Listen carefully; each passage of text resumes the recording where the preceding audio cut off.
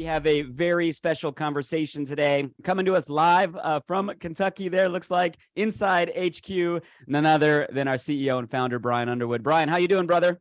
I am doing good. I mean, I feel like Blake should be a talk show host. I mean, the way that it's just, I feel good. I feel like I'm on like a big TV show right now. I know you're coming off a great week at DSN, and I know you're fired up to share. So where do you want to start? I personally believe that, everyone is looking for more, or they believe that there's more to life or more in their heart. And I just think it's, I don't know if it's coincidence or not, but Blake sent me this, and I'd seen it before, but he sent it to me last night, is Matthew McConaughey, for those of you that know the actor, he's really getting into personal development. I don't know if it's to promote his book, but last month he was interviewed by probably maybe every influencer in social media, the Ed Milet's, the Jay Shetty's, who else? Brendan Burchard, Dean Graciosi.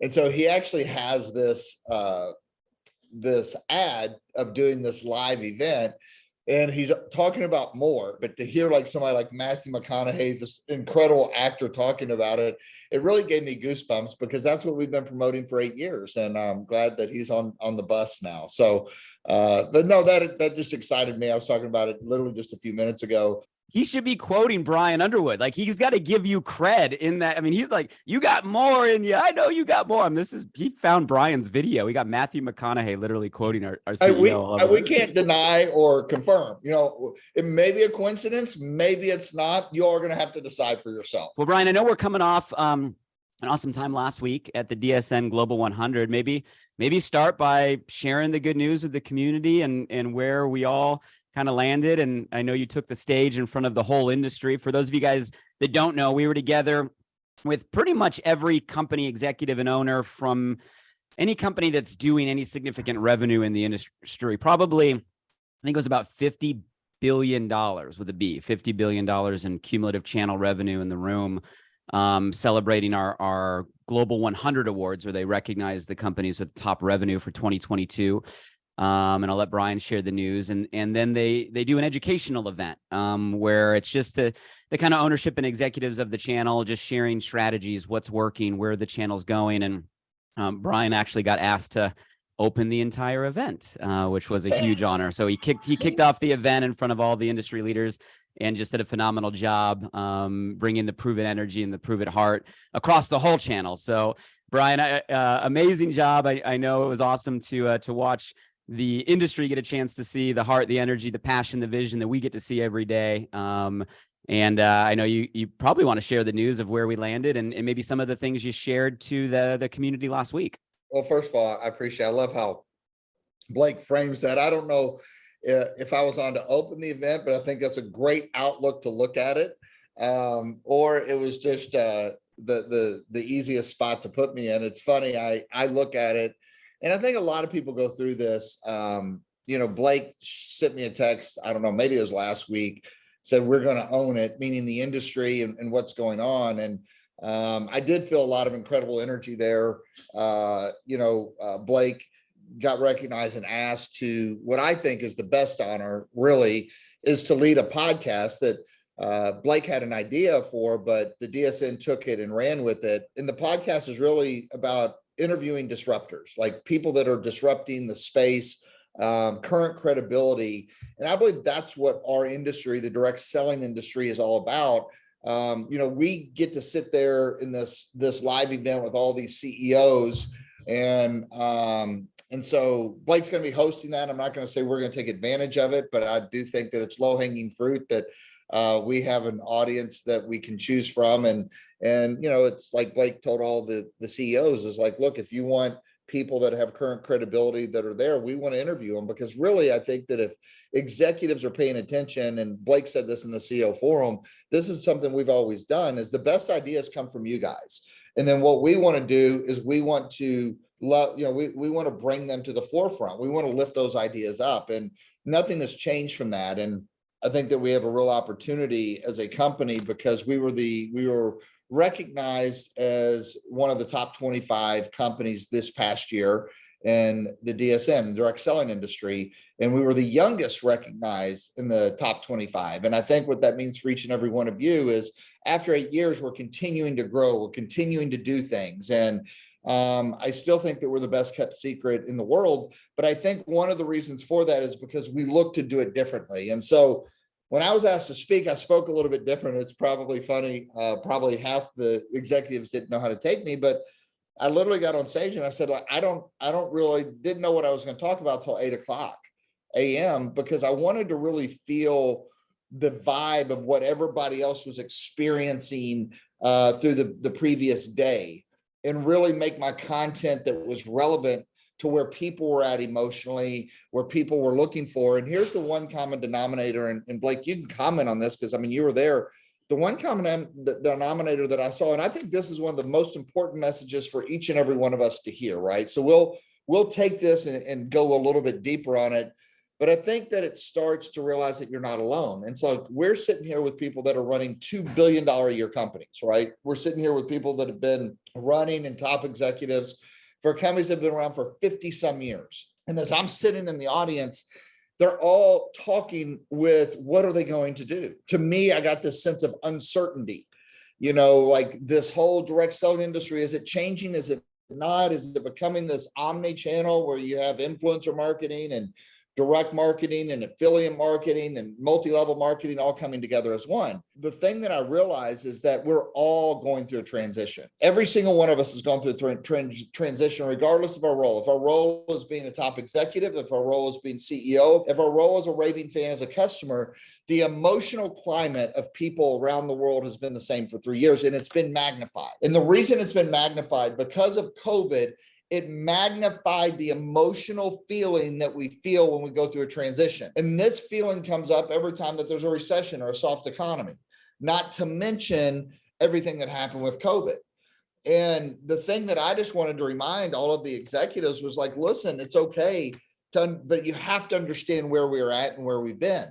And so I really talked about 3 phases. And the first 2 phases align itself with uncertainty. It aligns itself with the language of like, oh my gosh. And the first phase, if you want to look at it as a bubble, would be fear. And in fear, what people try to do is they try to protect themselves, no matter what transition. And people try to protect themselves. They try to insulate themselves. I want you all to think about this for a minute, is that if you're in a fearful state and you're trying to protect yourself, or you're trying to hold on to what you have, you immediately disconnect from your ambition of going after something. Because anytime you're going after something with reckless abandon and you're plugged into your ambition, there's more risk. You're putting yourself out there. When you put yourself out there, there's risk. With no risk, there's no big reward. So COVID started this process.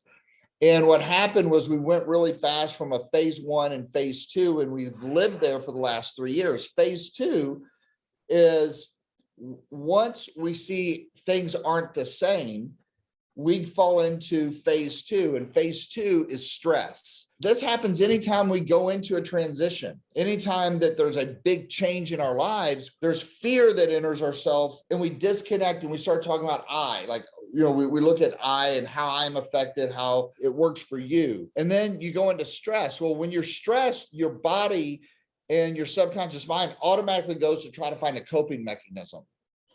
And I want you to think about this, like in the last 2 years, who are the best influencers on the internet? Like, look at what their content was. They were trying to feed the audience of what the audience was looking for. So what trended was the Calm app, meditation, mindfulness.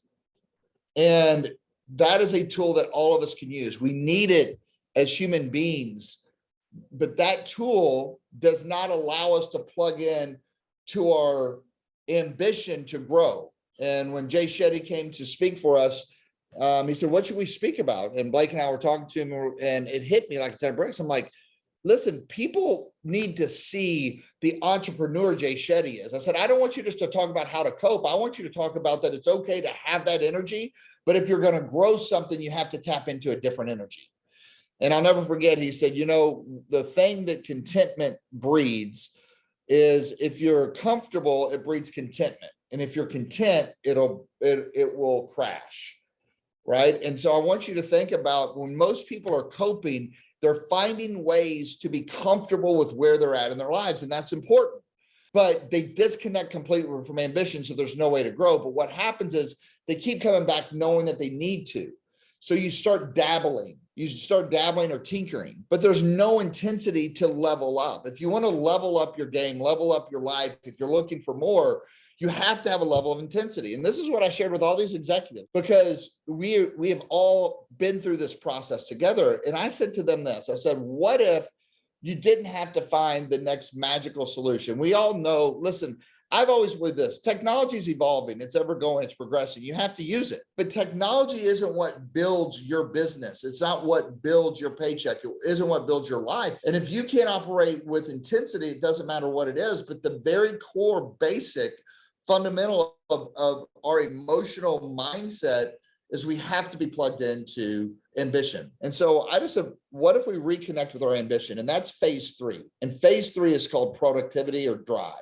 And this happens during a recession because people's back gets against the wall, or don't call it a recession, a soft economy. And when you get to phase 3, you look to drive, you plug back into your ambition. And it is the phase that you talk about we again. You start identifying with what it's going to take to literally drive, to create productivity. And it's very hard to create productivity if you're coping and you're in a stressful state, or you're fearful and you're protective. So it's letting go of that fear and that stress, and it's 100% plugging into what actions it takes to create productivity. And that's where I feel like we're all going to see all of the world that right now we're in phase 2, but we're getting ready to come out of that. And I think you're going to see it accelerate over the course of the next 6 months. And what that means is if you have more people plugging into their ambition than ever before, then how many people are going to look for the edge? But if your level of intensity isn't there, what people look for is certainty. And there just hasn't been certainty out there. We have the top executives of the DSN top 25, and they're uncertain. They're talking about, like, what is the new Rubik's Cube? What's the next red shining light? Like, where do we go as a company? What do we need to create a new affiliate program? Do we need to do this? And in my opinion, what we have to do is we just have to tap in and go find ambitious people and make sure that our opportunity has the edge.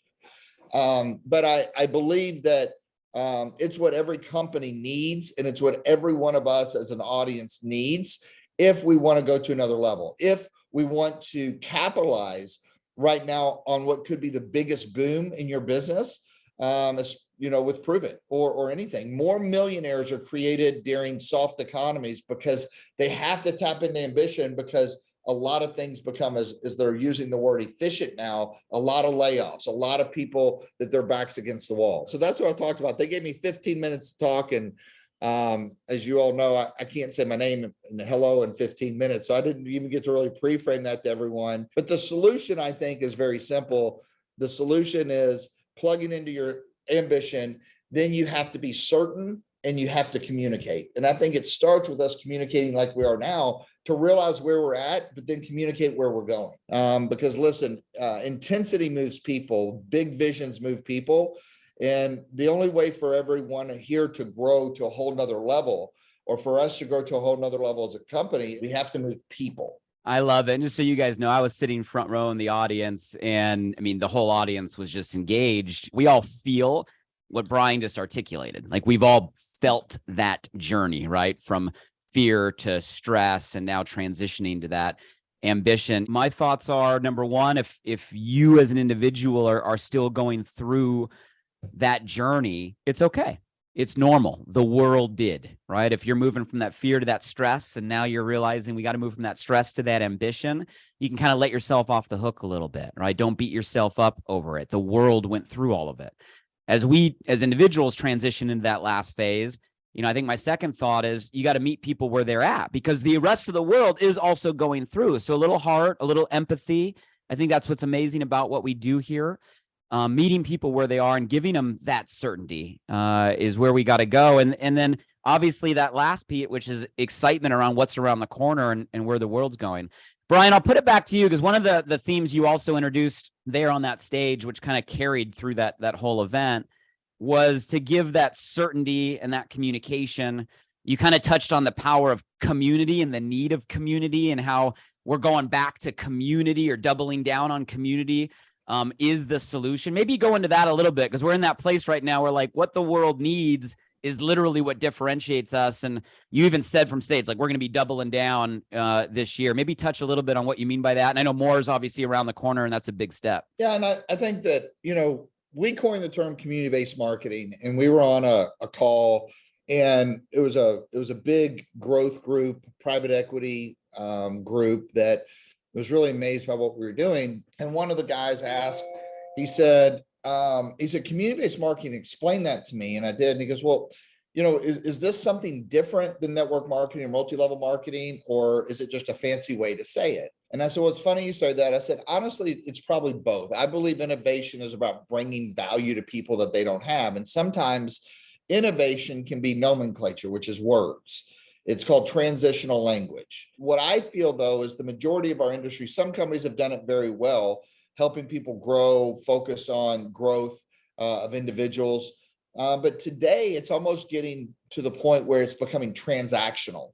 And I think our industry for the last 10 or 20 years has been caught up in a rut of being money-driven, opportunity-driven, which is always important, but that goes without saying. But it's also lent itself to transactional behavior. And when we started with a higher level of consciousness of saying, what is the secret sauce? And that is community. And communities have been around since the beginning of time. Every major civilization has started a civilization around a square, around a place where people in the towns get together.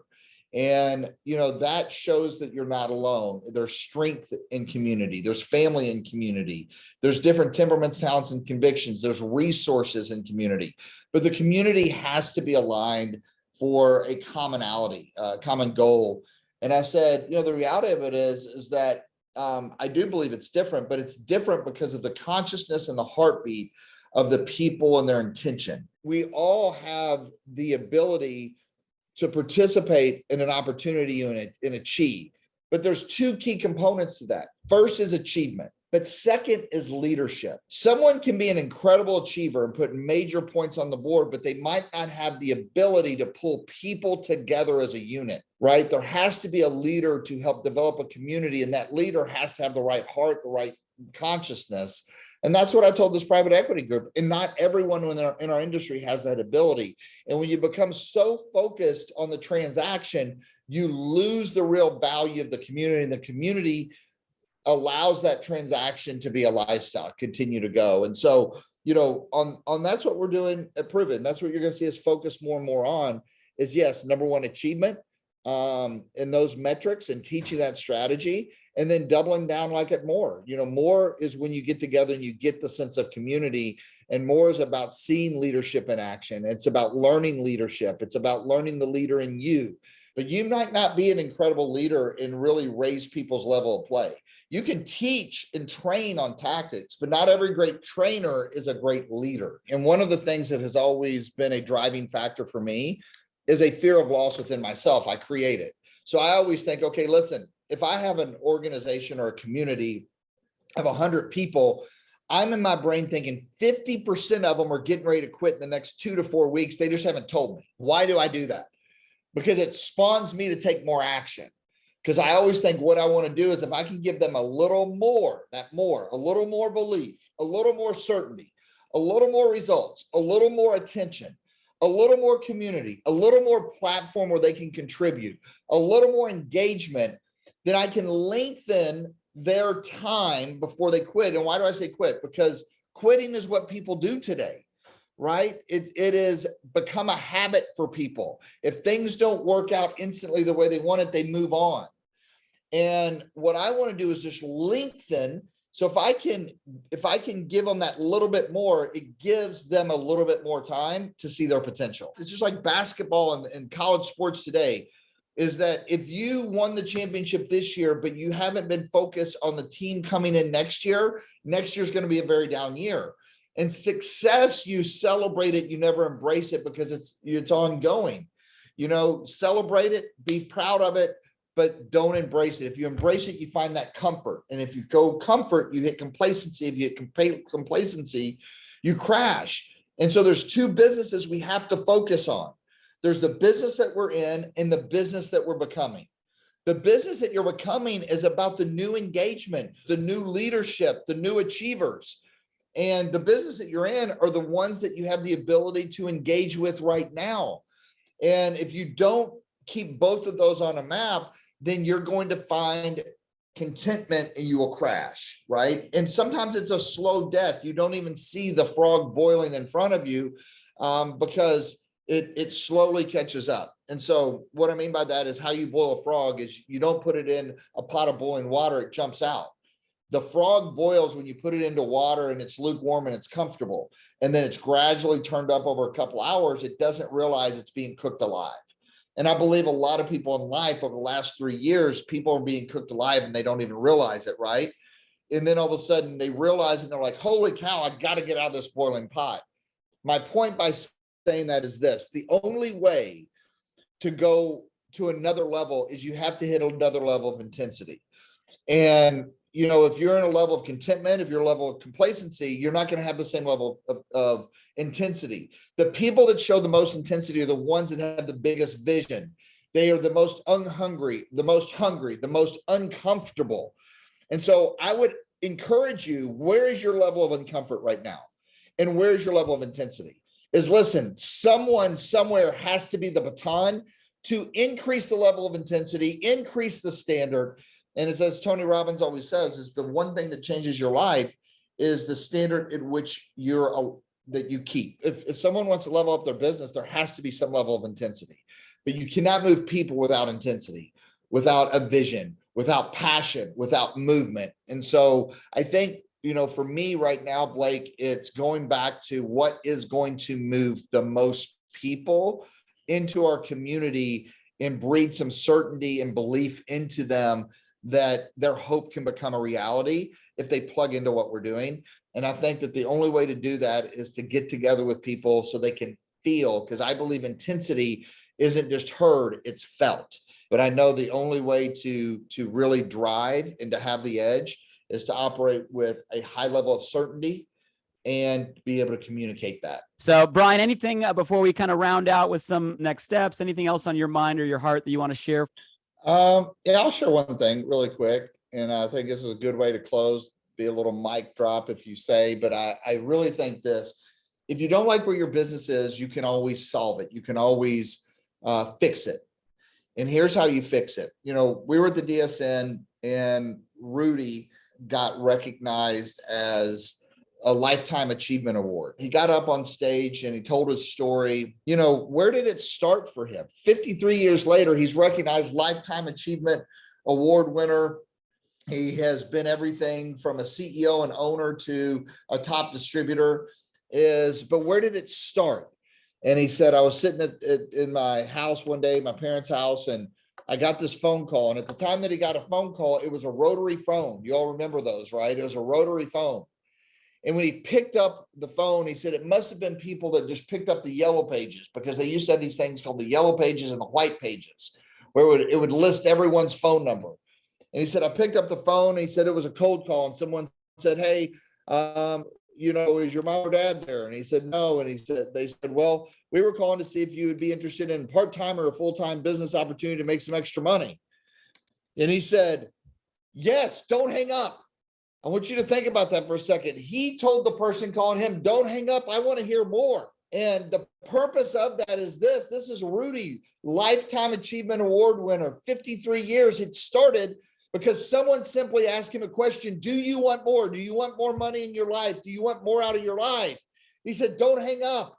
It was someone dialing for dollars, calling someone, literally using a rotary phone. We don't use the rotary phone today. We have this, we have social media, we have instant messaging, we have direct message, we have whatever it is. But the reality of it is, if you want to change your business, connect with more people with more ambition that are hungry for a better way. It doesn't matter your talent. It doesn't matter what background you have. What matters is connecting with your ambition and finding others that have the same level of ambition and pouring everything into that. And that one phone call led to literally thousands and hundreds of thousands of lives being shifted and changed because of this one young man that picked it up and believed that there was more out there for him. So the point is you cannot say the right thing to the wrong person. Or sorry, you can't say the wrong thing to the right person. You just have to go out there and invite others to their ambition, invite others to the edge, to the platform, what we're doing. And at the end of the day, that's what will shift your business. You know, James Rice stood up on stage at Epic, and I loved, he said this, he said, invite them all and let ambition sort them out. Don't try to drag someone through the process. Go get you a Rudy. Go get your Rudy. Find your Rudy today. You might have to invite 10, 20, 30. You might have to get out the white pages and dial for dollars, but is it worth it?